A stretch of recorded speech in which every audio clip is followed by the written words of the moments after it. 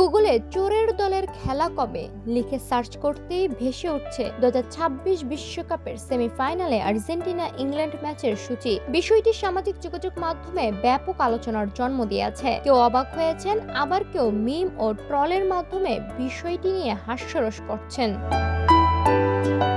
তবে প্রযুক্তি বিশ্লেষকদের মতে এটি গুগলের কোনো আনুষ্ঠানিক নামকরণ নয়। গুগল কখনোই আর্জেন্টিনাকে চোরের দল হিসেবে চিহ্নিত করেনি, বরং দীর্ঘদিন ধরে সামাজিক যোগাযোগ মাধ্যমে আর্জেন্টিনাকে ব্যঙ্গ করে অসংখ্য পোস্ট, ভিডিও, মিম ও মন্তব্য এই শব্দবন্ধন ব্যবহার হওয়ায় গুগলের সার্চ অ্যালগরিদমে ওই কিওয়ার্ডের সঙ্গে আর্জেন্টিনার ম্যাচকে সম্পর্কিত হিসেবে দেখাচ্ছে।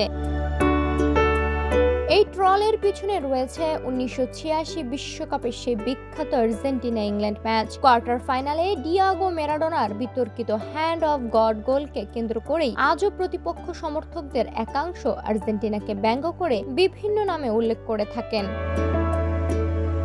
2026 বিশ্বকাপের সেমিফাইনালে আবারও আর্জেন্টিনা ও ইংল্যান্ড মুখোমুখি হওয়ায় 4 দশক আগের সেই বিতর্কিত নতুন করে আলোচনা এসেছে। এরই প্রভাবে সামাজিক যোগাযোগ মাধ্যমে ছড়িয়ে পড়া অসংখ্য ট্রল ও মিমের কারণে গুগলের সার্চও এমন ফলাফল দেখা যাচ্ছে।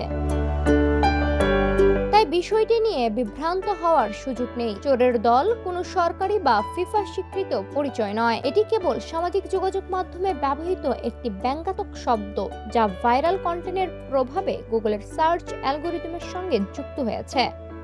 সাদিয়াতু হালিমা, সোনালী নিউজ।